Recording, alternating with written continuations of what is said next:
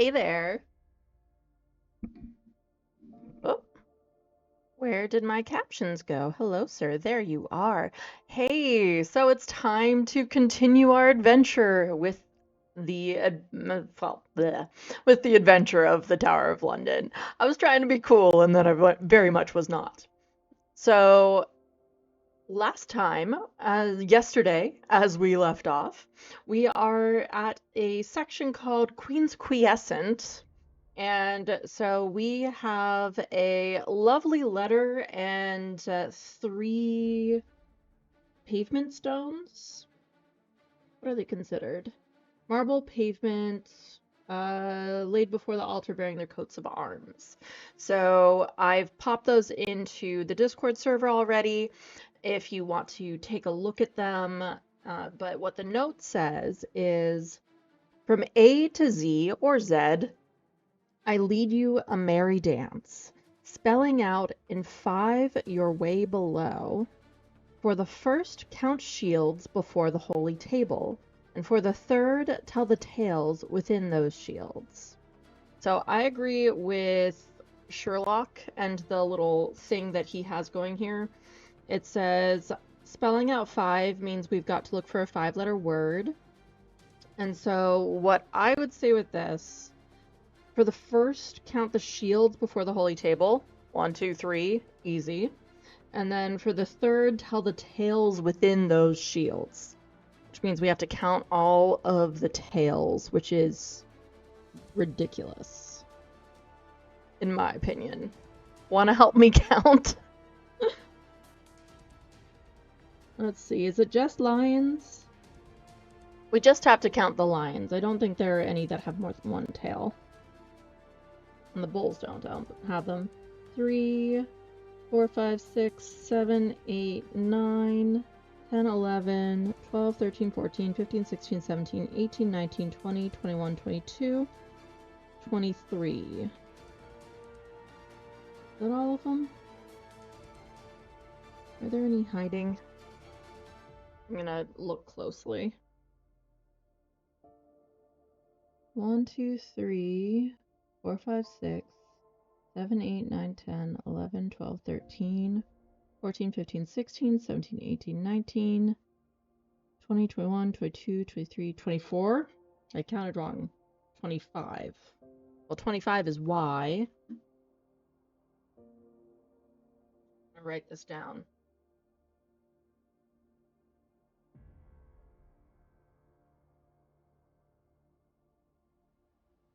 I had one too many. So, 5-letter word. From A to Z, I lead you a merry dance, spelling out in 5 your way below. For the first, count shields before the holy table, and for the third, tell the tales within those shields. 5-letter word.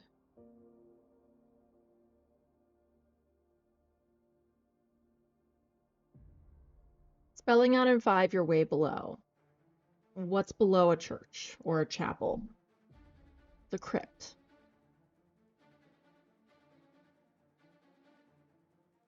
Right?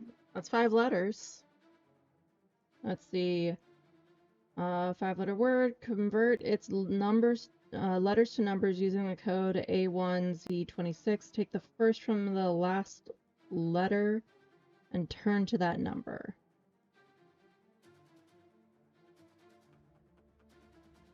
First from last letter and turn to that number. P.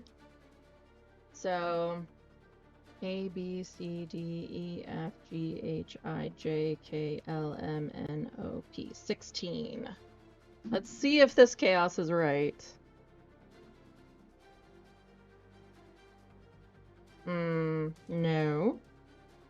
Unless I counted wrong. I think I counted wrong.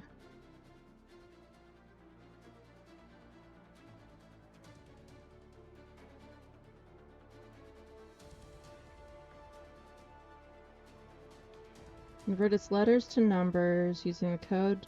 Take the first... Oh, take the first from the last. So the first is C, the last is T. You've already reminded me that T is 20. C is 3, so 17. Take the first from last. I hate it. I was off by 1, I think. Haha. Go me. Okay. So, to the crypt. Hold a moment, Holmes, it says. I have it, of course. You snap your fingers. We are headed below. Where would you go below from a church? Like I said. Why, to the crypt, of course. And the letter and number clues confirm it. 3 shields gives you C for the first letter, and 25 tails gives you... Hold a moment, Holmes. Watson interrupts your crystal clear reasoning. He is holding up the note again, showing you a second challenge on the reverse, which I knew was coming because it said don't forget to flip over or something like that. It says, Royals resting as you were, find a guide at thrice 3 o'clock. I emphasized the you, by the way. Royals resting as you were, find a guide at thrice 3 o'clock. Be sure to flip, of course. You had to check the back of the note before you could proceed. I do believe, Watson says excitedly. This is a puzzle based on the clock face. Royals resting as you were suggests to me the same coat of arms we were looking at before. So we look in the position of 3 o'clock. Very good, Watson. You can be magnanimous. But there's nothing. As usual, he needs your help. What does thrice 3 o'clock suggest? Same position, but the third shield... Ah, here we have it. The tile in that position is loose. Oh, it's not making me do the clue. Okay.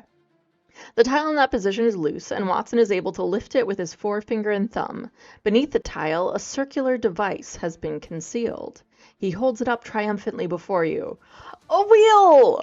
Now I get to use this goddamn thing. Okay, I'm feeling better now. You both examine it carefully, see the device on the cover. It looks like some kind of translation device. Symbols, letters, colors, a code wheel. Very good, Watson. Now let's proceed to the crypt. How would you get the doodad if you didn't solve the crypt and you just followed Watson? Hang on, I want to check that. So if you just go with Watson, that's 93. Then you go to 71. I'm not looking at the descriptions of things, by the way. Then you return to 55 and then have to solve it again. It loops back.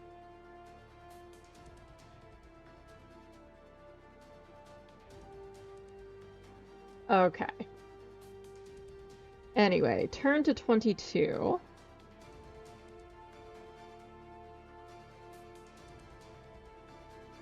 I'm just saying, I'm really proud of myself for figuring that out.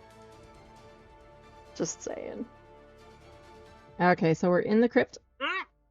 I recognize symbols on this page. Hang on, I'm gonna take a picture of it. And the thing is, I absolutely did. I took the time, it took me like an hour or something to go through and scan all of these images in. And I did not have the time to actually edit them and get them onto the overlay. So, well, it is what it is. It will be in the post. I will be adding them to that side for the YouTube videos. But that's okay. I have posted in Games and TTRPGs if you want to look at the image. DM, which door do you choose? It doesn't matter. The mimic is behind the door you choose. Exactly.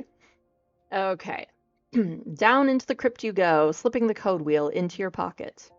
I happen to know, Holmes, that this crypt contains the remains of Lieutenant Colonel John Gurwood, the fellow who edited the Dispatches of the Duke of Wellington. I would have liked to pick his brains. Stop, Watson, you breathe, just inside the doorway. There is a haunting chill in the crypt, perhaps natural in a place of burial. But he carries on, almost as if he was attuned to your thoughts. After her beheading, Anne Boleyn was buried in the chapel upstairs. Her remains were discovered in the chapel when it was being renovated and brought to the crypt. And do you know her headless ghost has been seen? Hush, you whisper. Look. Footsteps chalked on the floor lead to a marked spot. I'm fascinated that the chalked footsteps are not shown. You follow them and survey the scene.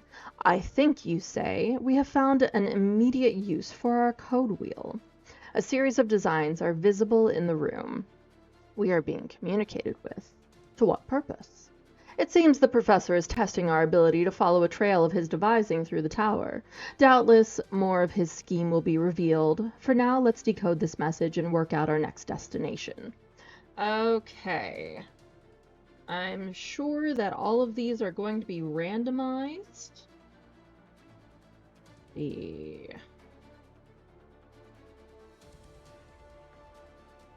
Well, I saw some T's already. So, up here and here, those are T's. That weird spiky shape. Oh, I see it on the side.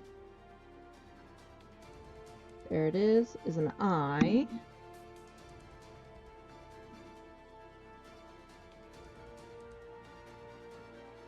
There's a black diamond and a double diamond. And a circle, L.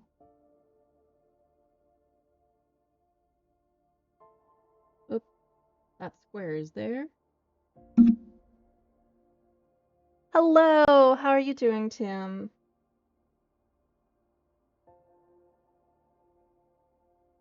There's the double diamond, that's an R.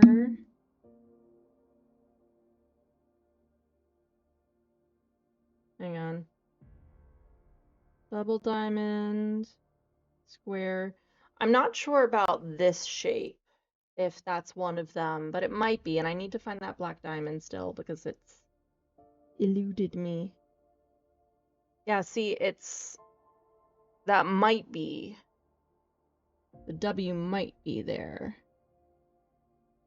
Struggling with decision making, yeah, I get it. Oop, there's the black diamond. I just missed it, E. Okay. I think, oh no, I missed one. On the bottom there's another one. It looks like a badminton thing. Birdie, that's what they're called. Okay. So what I found, I don't think that upside down triangle thing is anything in this. Yeah, I'm not seeing one. Okay. So, I'm just going to put my phone in there and it's my bookmark. We have two T's, I-L-N-R-E-O, and maybe a W. So it says to use the map to look to go to the location you discover.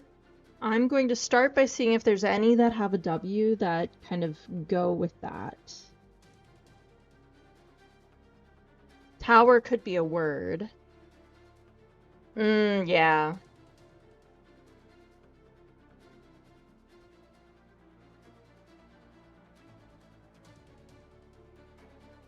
And that leaves me N-I-L-T. Tiln Tower? Is that a thing?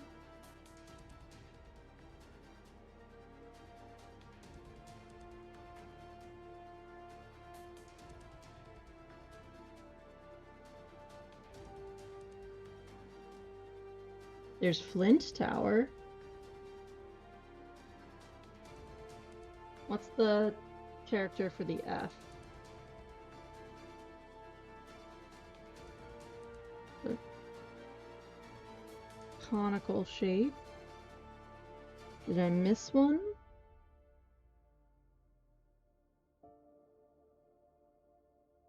No. So it could be Flint, maybe. But let me see if there's anything else that matches with this.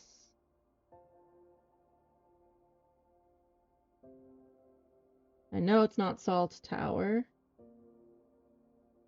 or Bell Tower, or Well Tower. So I think that it has to be Flint Tower, and the F is just missing. Later on, Anya sat on the floor in front of a huge pile of books. What's up? Looking for my phone. That would be me. Let's see. Use the map to go to the location you discover. So if it's Flint Tower, it's 24. Let's find out. From 22. So it looks like that one's correct. Maybe. We'll find out. So you make your way to Flint Tower. At the top of the winding staircase is a substantial room with a large wooden desk beneath a window and 3 battered wooden chairs. Watson sits in one with a sigh, blowing his breath through his bushy mustache. You wonder again why he insists on such an unnecessary, uncomfortable, and frankly unsightly addition to his face. Ooh, do tell. Meanwhile, he is speaking. What a wonderful old place the tower is. You stand looking out the window at a large enclosure and its many buildings. It is a beautiful autumn evening. You listen to the harsh call of the ravens.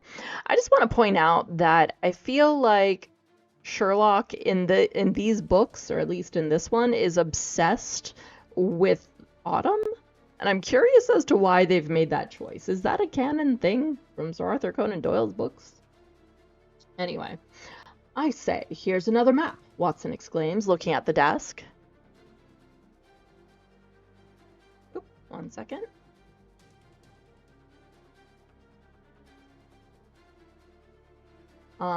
Let's see. So Watson exclaims, looking at the desk. You stand beside him. Not exactly, you tell him. It's more like another challenge. There are no fewer than 9 towers on the plan, each with a word beneath it. So, no, I'll take a picture. What do you make of this, Holmes? He reads the names. Bowyer, Brick, Flint, Devereux, names of towers, you wonder? You compare it to the layout on the main map of the complex, and sure enough, each is the same as one of the towers. One tower is marked End, and the others have directional instructions. Okay. Well, we have the end marked, Holmes, he points out.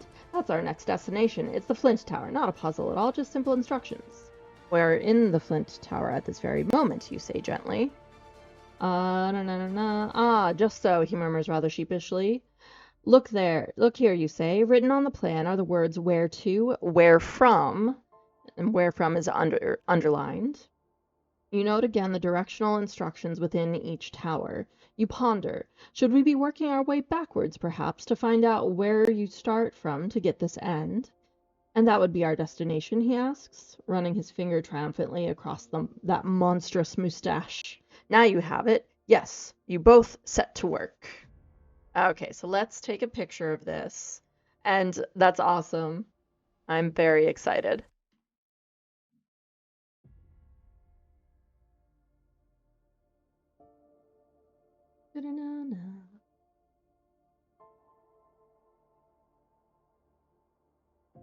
There we go. Okay, so we've got our end. And obviously we have up, down, right, and left. So if Flint is the end, let's see, 2 up could be from Bell. 1 right from Brick. 2 down from Beauchamp. 1 right from Constable. 2 up from Bowyer. 1 down from Martin. 2 left from Devereux. 1 right from Lanthorn. I'm so sorry, that was really easy. Yeah. This is the kind of puzzle that my brain super works well with. I'm constantly backtracking things like that. So, okay, Lanthorn it is. Because if you go Lanthorn to the right to Devereux, 2 left to Martin, 1 down to Bowyer, 2 up to Constable, 1 right to Beauchamp, 2 down to Brick, 1 right to Bell, 2 up to Flint, and then you're at the end. So Lanthorn is the answer.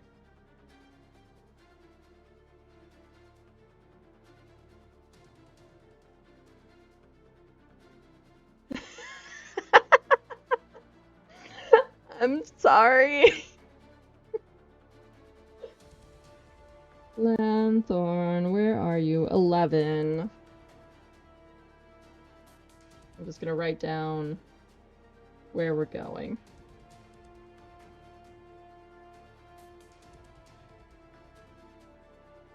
Okay, Lanthorn Tower has another puzzle. It looks like dice. Let's see, you both make your way across the wide spaces of the tower enclosure to the Lanthorn Tower, finding your way into an upper room. Rather beautifully restored, wouldn't you say? Watson continues relentlessly. Fine windows. What is with Watson and his obsession with the Tower of London? This is hilarious to me. By the way, I'm going to open up my water. Don't mind me. Okay. You raise your eyebrows questioningly as he continues. It was restored by Anthony Salvin 40-odd years ago after a terrible fire last century. You hold up a hand to halt the river of historical information and wave forward towards the numbered design drawn very neatly in chalk on the floor. Oh, this thing doesn't want to open.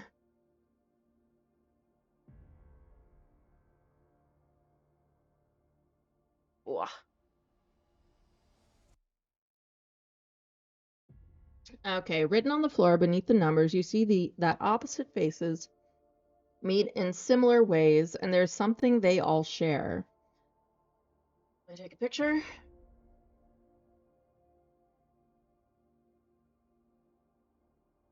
I mean, it's not a D10, I can tell you that much. Despite the fact that it has apparently 5 faces on the one side. I don't know. Okay. Written on the floor beneath the numbers, you see that opposite faces meet in similar ways, and there's something they all share. Watson begins. There's 6 missing numbers, and the arrow at the top indicates moving clockwise around the design, I'd say. Bravo, you give a thin smile. The puzzle should give us a sequence of 6 numbers, and then we need to work out how to convert that into an indication of where to go next. So I feel like that's going to mean that it's going to be a 6-letter tower, most likely. What? Oh, that's different. Use the code wheel to convert the 6 numbers into a 6-letter word, then turn to the paragraph matching the second number in the sequence. They must mean the section, I'm guessing. Okay. No. Opposite faces meet in similar ways, and there's something they all share. Would it be the one that they all share? I'm gonna grab a pencil. Do I have one right here? I do. So I'm gonna actually write in this book. I know, shocking. I'm gonna do it very lightly.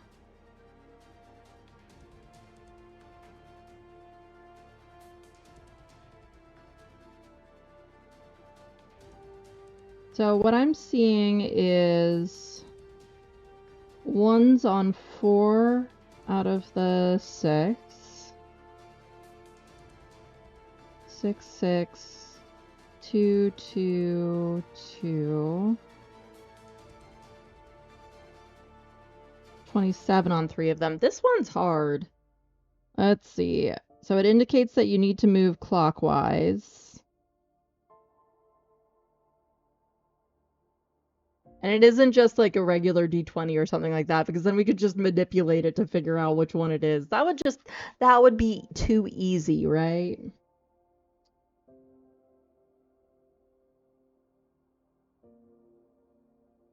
Okay.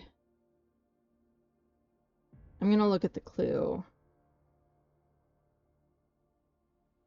I have no idea what opposite faces meet in similar ways even means. Yeah, I'm completely with you there. That is breaking my brain a little bit.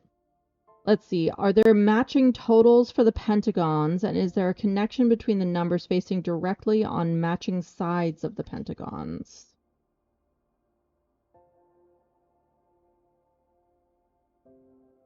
So 28, 12, 28, 28, question mark. 12. Okay, so 3 of them are 1 and 27 facing each other. 2 of them are 3 and 9 facing each other, which means that the third one's probably a 9.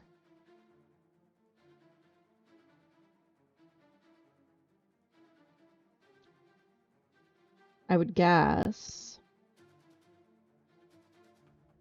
And then are we supposed to add the numbers together on all of the faces?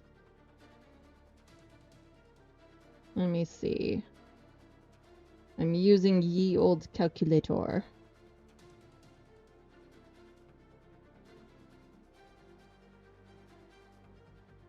So if that's the case, 27 plus 12 plus 11, then we're looking at the grand total number of 50. If that's the case. That might be too easy, though.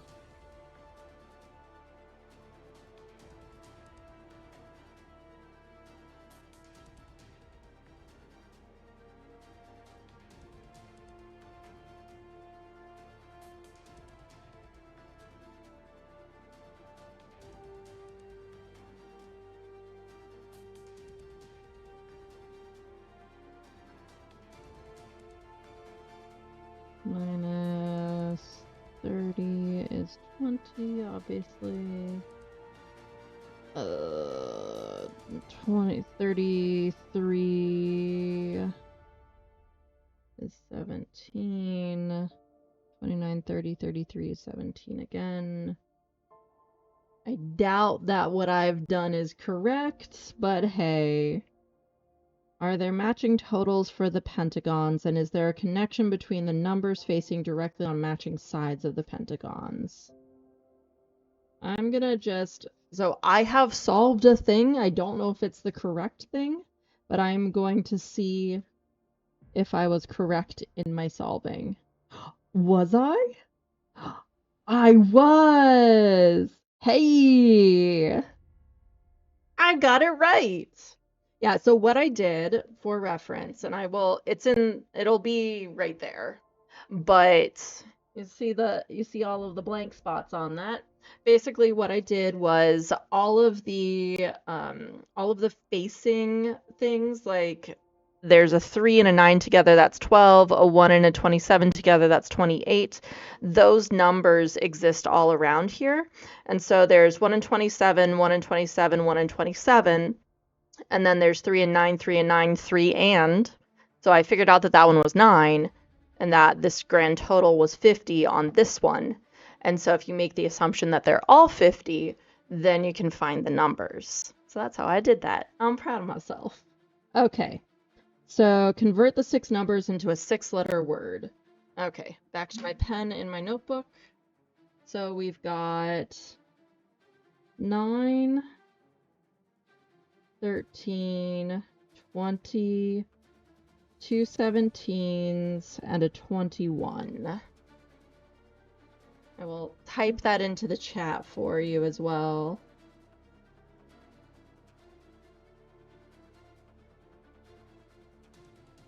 There you go. Decode with me.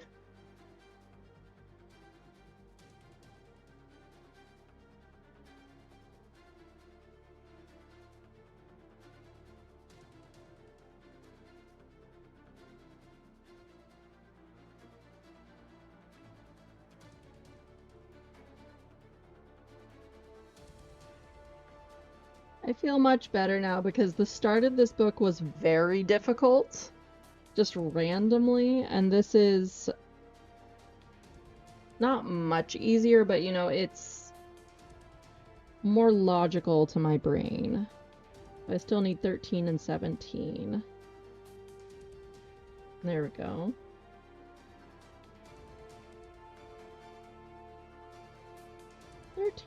Where are you? There you are. Okay. So we've got that. Turn to the paragraph matching the second number in the sequence. Okay, so now I have to create a word and the second letter's number. So, did you figure it out yet? I'll go ahead and type it into the chat.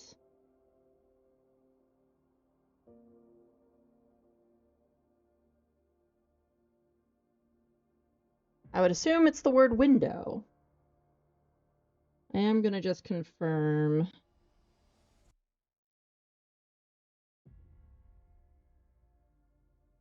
N is 9. O is 20. It was on D. W is 17. And I is 21. Yes. To the windows, to the walls. So window. Which means that we want to go to 21. We'll see if that's the case. From 11. Hey. And we have another image here. Interesting. So in the window is the word forward, but there are greater than signs or carets or whatever.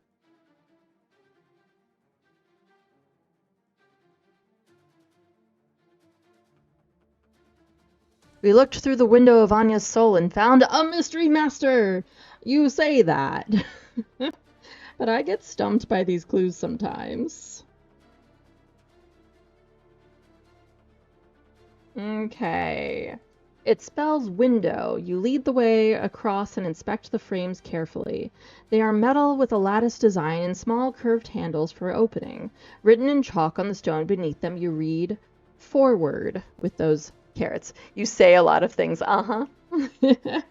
What can that mean? How can you go forward when facing a window? Clamber through, forward on the map, perhaps? We could try opening the window, Watson suggests. That could be said to be going forward. Locked, you say. Look again, are you sure? You manage to open the window and find hanging from the outside of the handle a long thread on which is suspended a cotton bag containing a note. It reads JHW, SH, you say. Your initials and Watson's. You hand Watson the paper. Look, Holmes, there's an addition below. Sherlock always look twice. I think I see where this is going and where we should be going next. Decode the message to find your next destination on the map. Turn to the number that matches it there. Sherlock always look twice.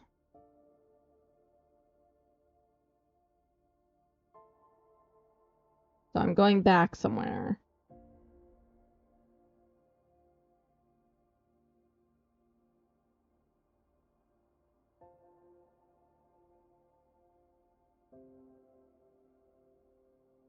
S-A-L-T, salt. Sherlock always look twice. Salt. There's a salt tower.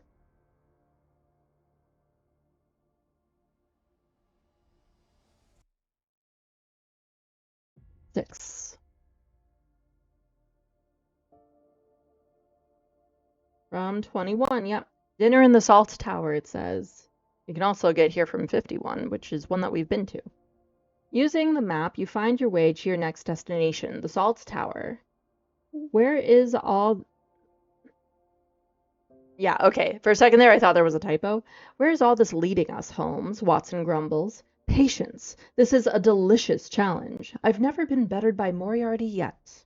You are aware, nevertheless, that the professor can be up to no good. The note outside clearly implied you and Watson would be seen as traitors, and there was the threat concerning the bridge and the morning. I hope there's also a pepper tower, or the flavor is going to be horribly unbalanced. I hope that there's also a paprika tower. Da-da-da. Meanwhile, a close inspection of the ground floor yields no clues, so you climb upstairs into a pentagonal chamber with a huge stone fireplace. This place, by the way, was John Balliol Tower because no less a figure than he was jailed here, Watson rattles on. Why are we getting a history lesson? I really hope that this is going to be relevant to the actual case that they are dealing with. Then it became the salt tower. Perhaps it was used for storing salt. Let's see. Moriarty, you could best Holmes by simply doing crimes without leaving a trail of cryptic clues, leading a detective to the precise time and location required to foil your crimes. Exactly. Perhaps it was used for storing salt, as you know, a rare commodity and only available to those above the salt, on high tables, so to speak. You are on the prowl. On one wall, you see an ancient piece of graffiti scratched into the plaster. At a glance, you would estimate it was 350 to 400 years old. It reads, "Seek freedom beneath the water." "See this, old man?" asks Watson. "What on earth could that mean?" How delightfully difficult. You lodge it in your memory and carry on looking. Okay, so that means that I should write it down. Hang on.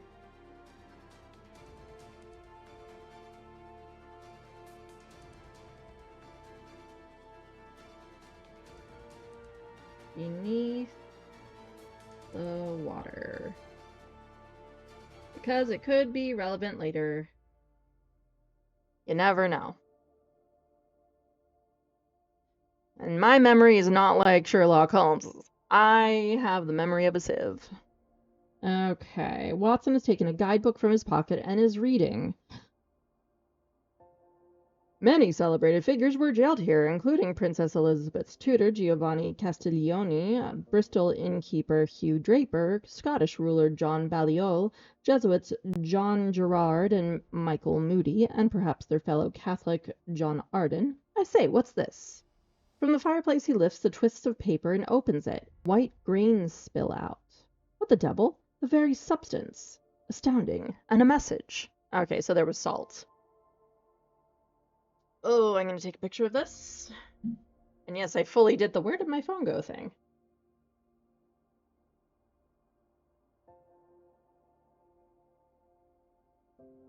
Okay, so it says prisoners dining left to right around the table.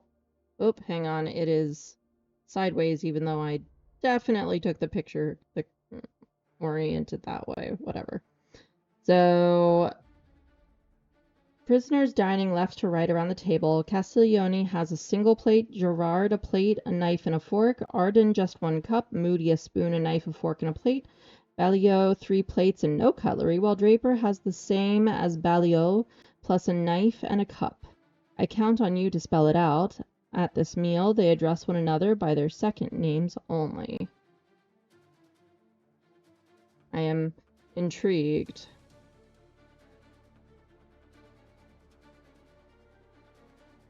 Okay, left to right around the table. So I'm gonna just assume left to right. So we've got Castiglione has a plate. Gerard has a plate, knife, and yes, I'm drawing them. Fork and plate. Arden, just one cup.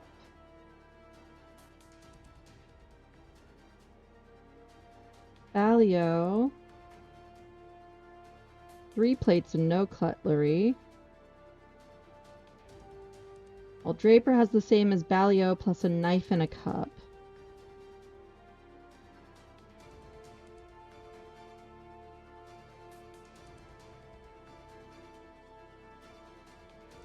Okay, I count on you to spell it out. At this meal, they address one another by their second names only.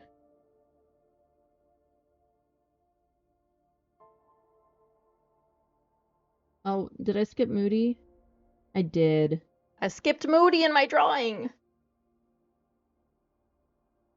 Arden just one cup.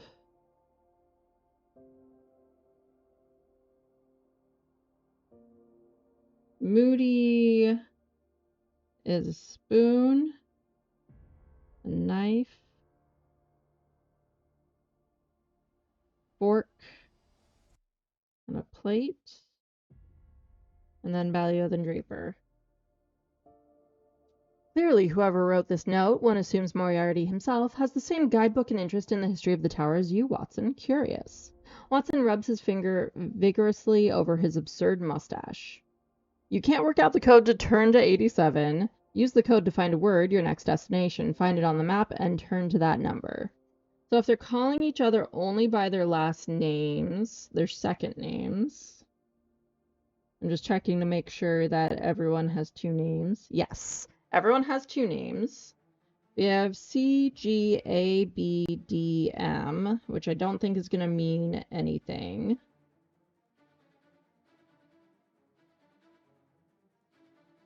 Because there's only one vowel.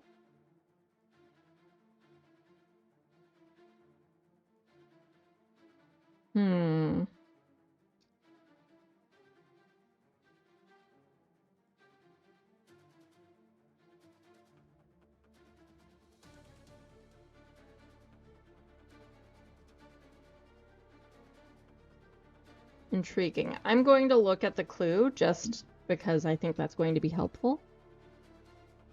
Around 6. It says, there must be significance to the number of items each diner has. Think laterally for a way to use the number of items to identify your destination. What significance might there be in our only considering the diner's second names? Well, it's possible that the second names are just more letters for the solution.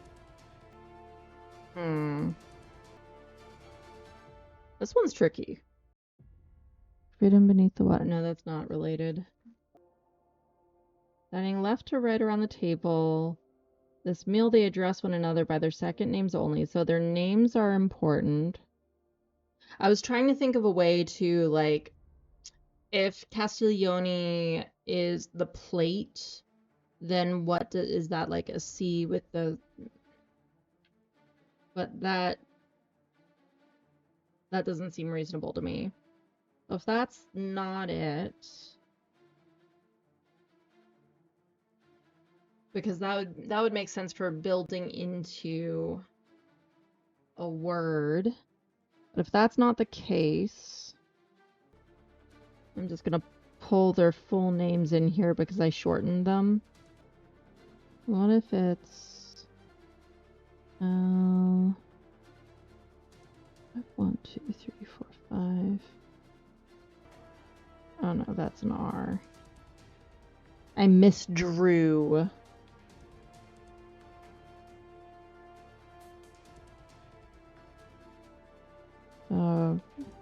C-R-A-L. 5 is an E. Cralid. My thought was, what if the number of items is the letter of the names, because their last names are significant here. So one, like, maybe the items themselves aren't relevant, but if it's one item for Castiglione, well, that would be a C. 3 items for Gerard, that would be the R. 1 cup for Arden is the A. 3 for Balliot is the L. 5 for Draper is the E. 4 for Moody is the D. So we have C-R-A-L-E-D.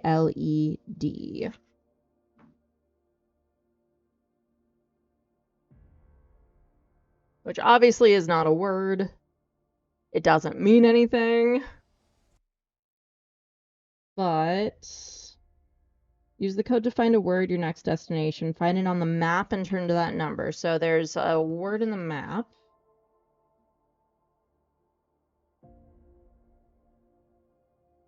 I'm just constantly looking for letters.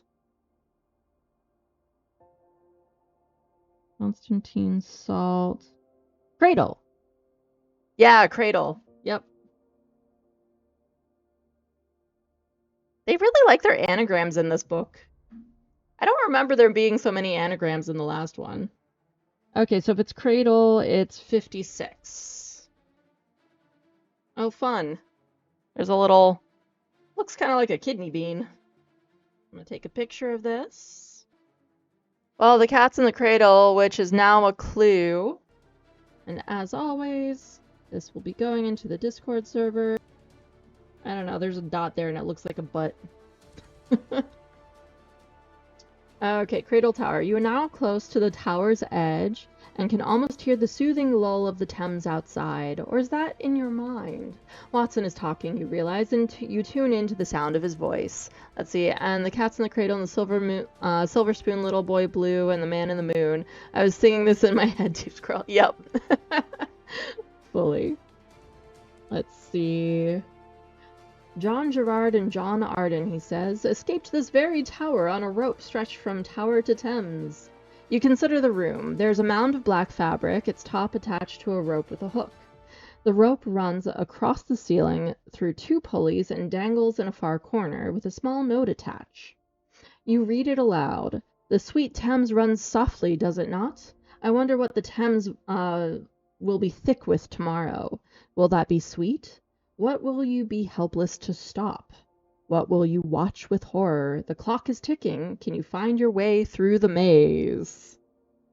Find your way through the maze, asks Watson. What does he mean, escape the tower? You pull at the rope hanging in front of you, which lifts the black fabric off the floor, revealing a maze coiled in rope. Where to begin is chalked below. You move close to puzzle your way through. Go to the number corresponding to the correct way.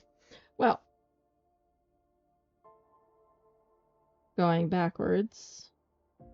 I mean, duh, it would be 68. Sorry, because it's blocked off. That's all blocked off right there. So obviously it would be 68 if it's the butt. A little dot. See that? That's why I'm calling it a butt. Yeah, that's the only logical one. Because the other ones don't connect to it at all. 68. Yeoman Warders Club. From 56, yes. You push open the door of the Yeoman Warders Club to reveal a small but perfectly formed pub. Watson, we need to go deeper. To the hole! Where is this? Okay, so at least it's logical that it's like Cradle Tower right next to the Yeoman's Club. Anyway. Perfectly small but perfectly formed pub. One of the most exclusive pubs in the world, Watson remarks. Open only to the Yeoman Warders and their guests. Where are they all, you wonder aloud? How has Moriarty cleared the tower? What connection does he have with the... I'm sure that Beefeaters is not the correct pronunciation of that, but I don't know how else you would pronounce that. What does their absence mean for tomorrow's events? Watson pours himself a pint of bitter, sips it, and continues. Was that a good idea, Watson? This is Moriarty. Okay, I'm glad it's Beefeaters, thank you. Many say it is more than just the warders who live here, of course. Endless ghosts are rumored to wander the flagstones. The guards even have their own spirit, known only as the Nameless Thing. He smiles and chuckles, to whom you are not sure. Himself, maybe?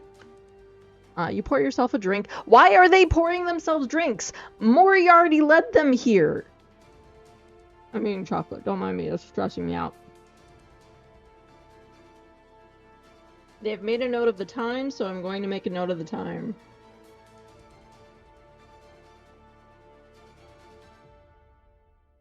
You pour yourself a drink and pull out your watch to check the time, 5:02 p.m. As you do, Watson stumbles backwards, knocking your watch out of your hand so it falls into a glass of gin and hits the bottom heavily.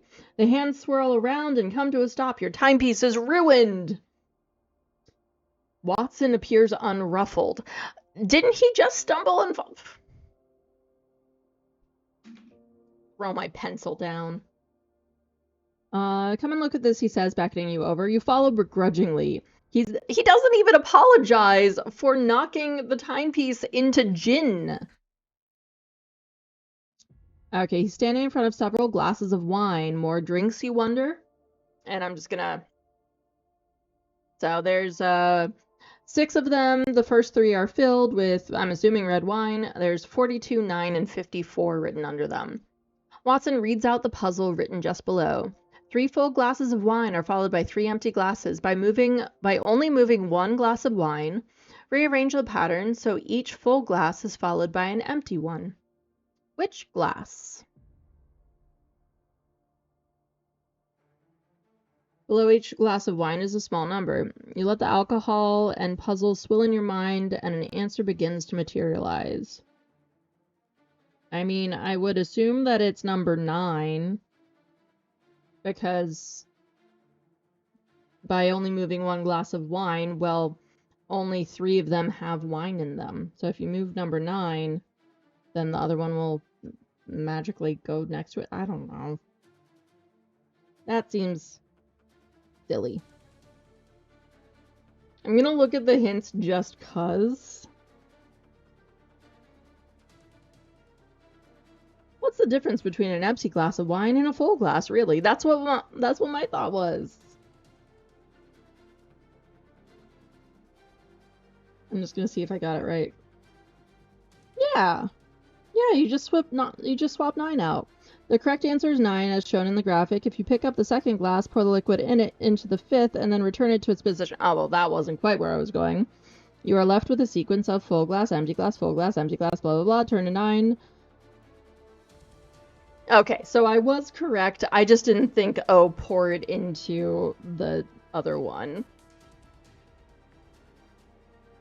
But I still stumbled upon the correct answer. It's fine. On the way to Waterloo Barracks. You head quickly across the enclosure towards Waterloo Barracks just as the late afternoon light catches the side of the vast white tower. 1, 2, and 3 ravens flap heavily over. And by the way, Waterloo Barracks is the number 9 on the map. Yeah. So, number 9. How they tied that in there. Let's see. 1, 2, 3 ravens flap heavily over, disturbing the air all around you, cawing loudly. The silence after their passage is soothing. You stop for a moment. In the stillness, there seems to be a sweet tinkling music to the tune of London bridges falling down, falling down, falling down. Did you perhaps have one drink too many just now? You catch Watson's eyes. He moves on. Come along. We have our next destination. But you pause as the tune begins again. I mean, it says to investigate the music, turn to 73, and it's the only option it gives us, so of course we're going to turn to 73. Follow the music. The music seems to be coming from a tree. How's that possible? You stride eagerly across the open space. High up, at the limit of your reach, you see a small box hidden in the joint between trunk and branch. The tune is most certainly being emitted by this machine.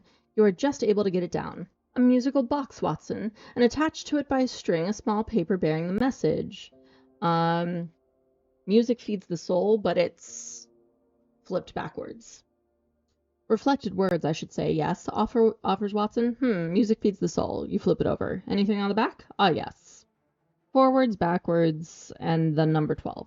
We're being directed to look somewhere, perhaps, asks Watson. Maybe the reflected words indicate we should change direction and go 12 steps back? No, Watson, reflect again. Both the direction and the number. So 21? I would guess. 21? Reflect twice, direction and number. Turn to that passage. Haven't we been to 21? Yeah. Reflect twice. Give us our clue.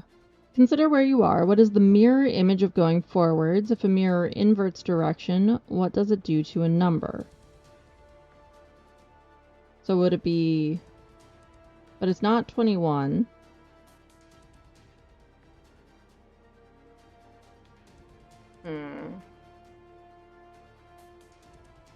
Consider where you are. What is the mirror image of going forwards? It's going backwards.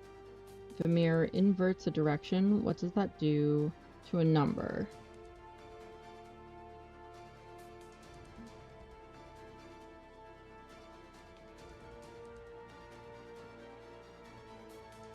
If they're about to claim a mirror makes numbers negative, I'm gonna throw my laptop out the window. I would not blame you. That is definitely not the case because there are no negative numbers in the segments. I mean, the logical thing is to go backwards instead of forwards, so there's that.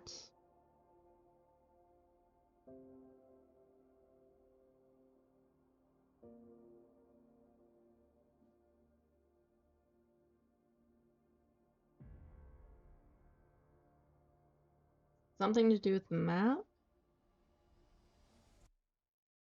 We're at 9 right now. We're at the Waterloo Barracks, but we're leaving it.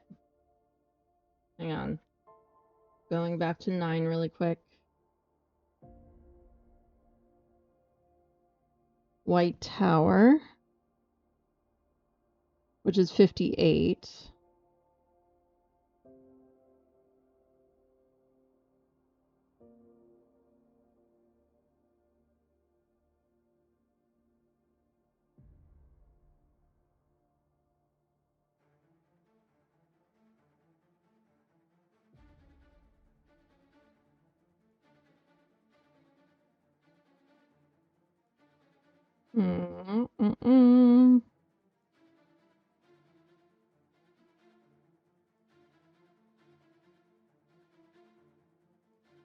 So you have to. So if we're going with the 21, we're going backwards. Wait, they can't mean from.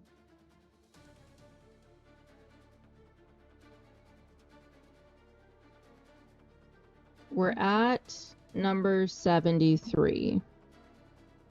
If we go backwards instead of forwards and reverse the numbers like Sherlock Holmes says to 21, 73 minus 21 is 52.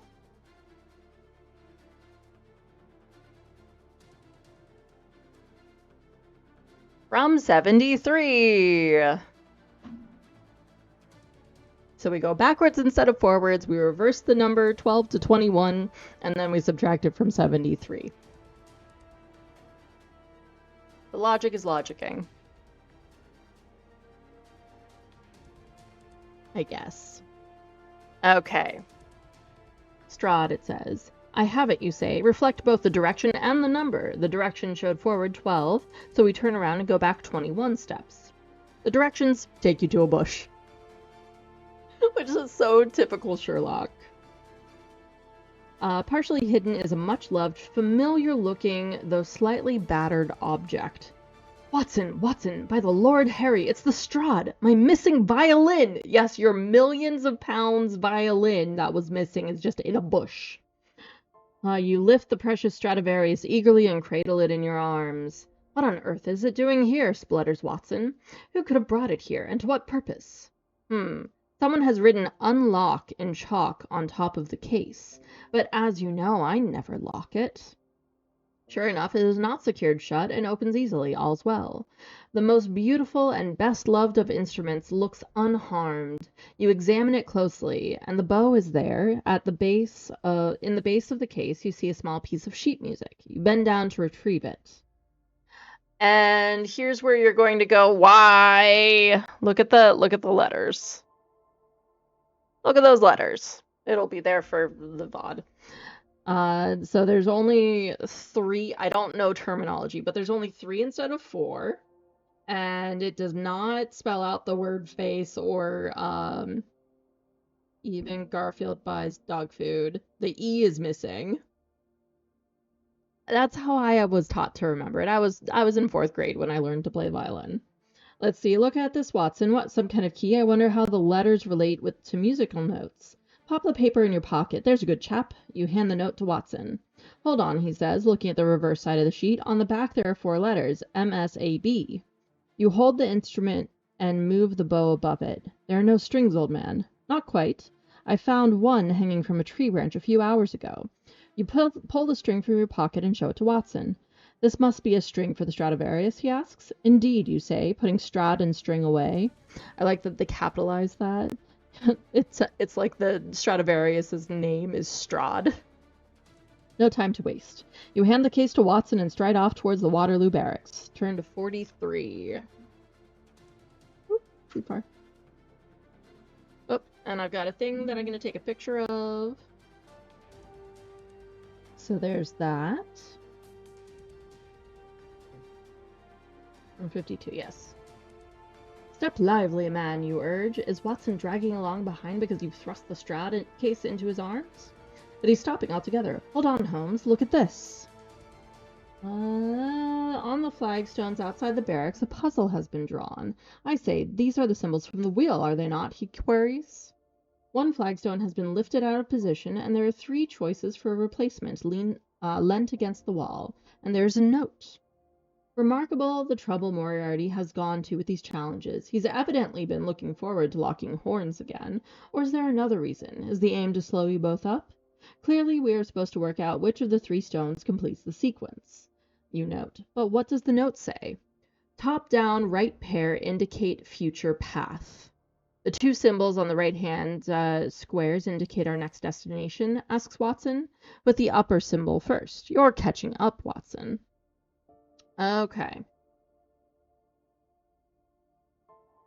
So we have 4 flagstones. Just a visual here. So these 3 are already completed, and they are the clue to that one. Top down, right pair indicate future path. It wouldn't be so simple as paralleling the catty corner with that one because these two are the same. I mean, my brain says do that one, but I'm gonna see what the clue is for 43. And for 43, this is about sequential differences. Look at the way the symbols move as the sequence progresses.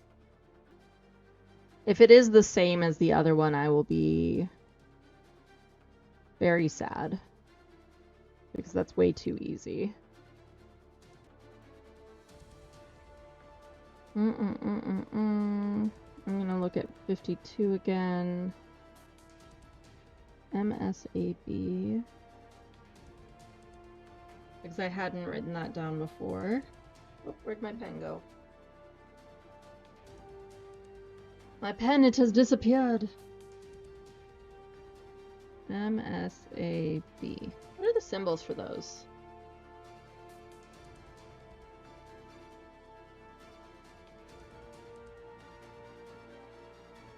Just so I have them, because why not?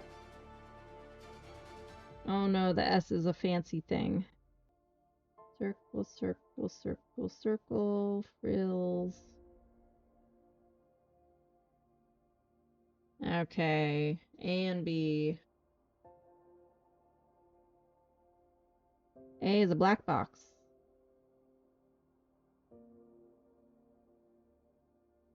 And B is a black water drop, is how I would describe it. Don't know if that will be relevant at all, but I figured I would write it down since I haven't yet. And they aren't these symbols, which was the thing that was more important to me. Top down right pair indicate the future path. What are these symbols? The black diamond is an E. Oh, I've got that one. That's a G. The diamond that has the 4 circles in it is a G. And then I've got a sword and a circle, a double circle. H. Q. I'm making a note that's a sword because I did terribly at drawing that. Okay, so we have G. The top down right are the important things. So if it's a sword and a diamond, that's QE. Which, is it supposed to spell something?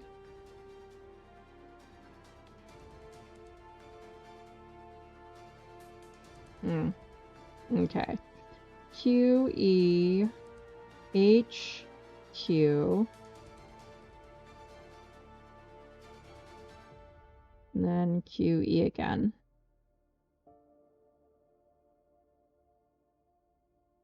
I mean, honestly, HQ is the only thing that makes sense to me of anything. Is there an HQ? There is.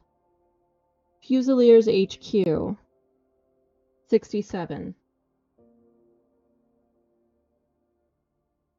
From 43. Hey! I'm not doing too badly at this. I'm pretty proud of myself. Okay. Let me just check one thing. Okay, so flagstone 3, which indicates the letters HQ. Where does that lead us on the map, Watson? Ah, Fusiliers, the headquarters of the Fusiliers, Watson exclaims, with perhaps a little too much glee, as you move to stand outside the wooden doors. He launches off. We're just getting a huge history lesson here. It's fine. He launches off. About 50 years ago, fire destroyed the depot that once stood here, and this building was put up instead. I'm sure there's a story of the wronged souls of the tower setting a fire in revenge, but I can't seem to quite remember it. You respond, making a move towards the wall just to your right, where you can see something painted into the brickwork, which, by the way, puzzle. The seems to have been enough, and Watson quietly follows you. The courtyard is notably silent. Yet another building that should be full of people appears to be deserted. This and the increasing scale of Moriarty's puzzles is giving you pause. He's put a little more effort into this than you first anticipated. I mean, it's Moriarty and he came back from the dead. What do you expect? Watson is reviewing the puzzle on the wall and you join him. There is a short message and there are some images of archery targets. Arrows are painted to have landed on the numbers 6 and 23 and the letters F, M, and T. Targets colored red, blue, and green remain. Watson reads the message out loud. With one final arrow, get as close as you can to 100. But if you go over, you'll lose everything. Spin, spin, Sherlock. A color could represent any of its numbers. Until it has landed, there's no way to find out. Spin, spin, Watson asks.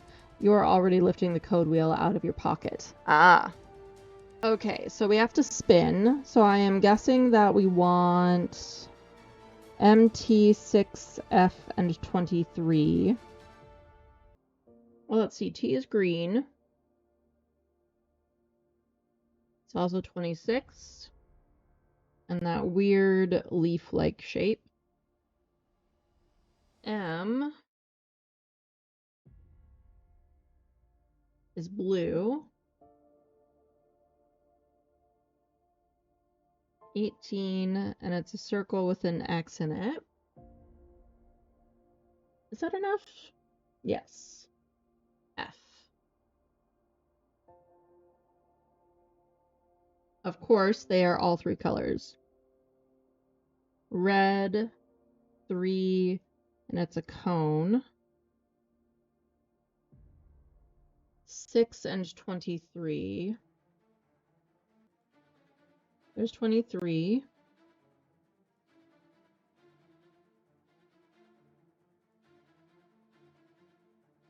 Is green. And an S. And it's that weird shape again. And then 6 I still need to find. There we go. Is a U. Green. And it looks like a green bean. Oh, sorry, I didn't post this in the Discord server. Let me do that. So, with one final arrow, get as close as you can to 100, but if you go over, you'll lose everything. Okay, so then I need to add everything up, I presume. So... 29, 32... 50, 76. If I did the math right. Let's see.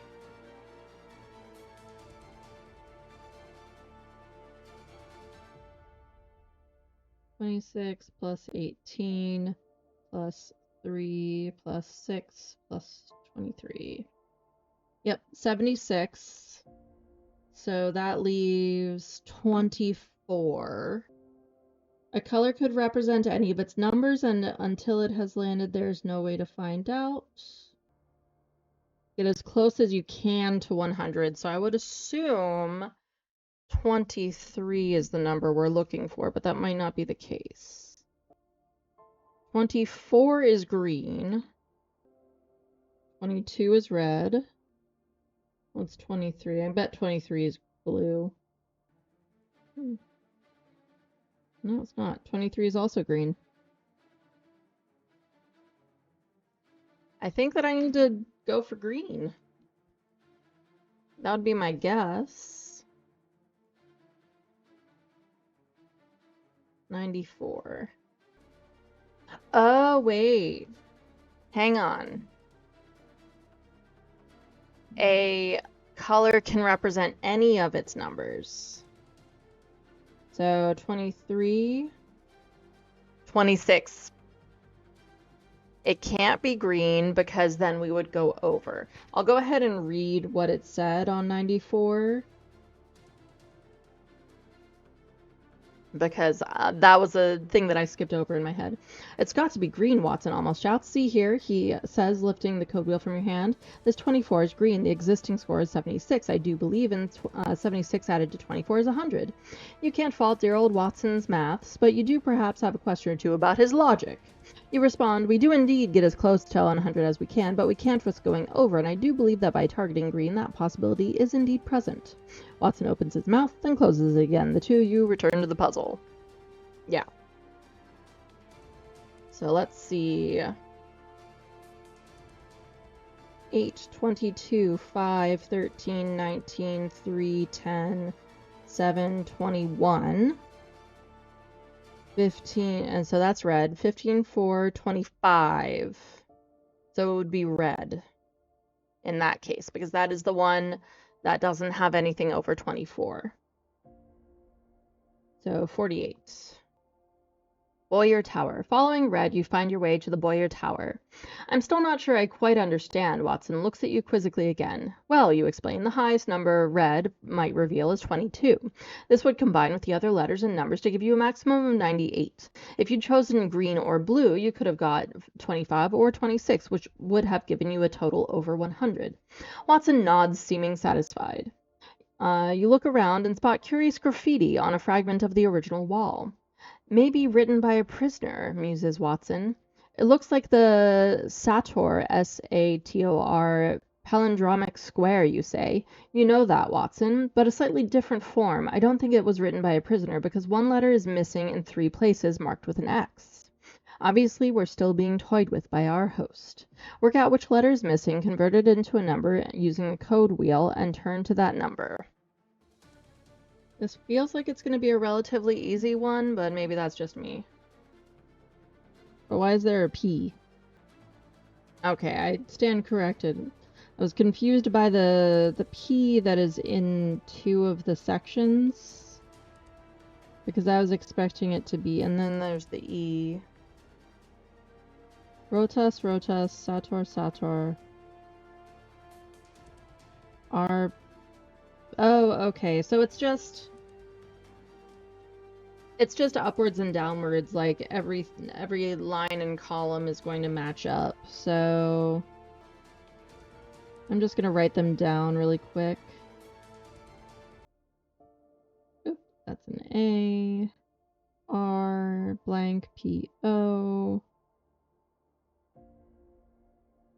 Sator. I think it's an E all the way around, which means that we need to do the letter E, which is the number 19. 48. Very cool.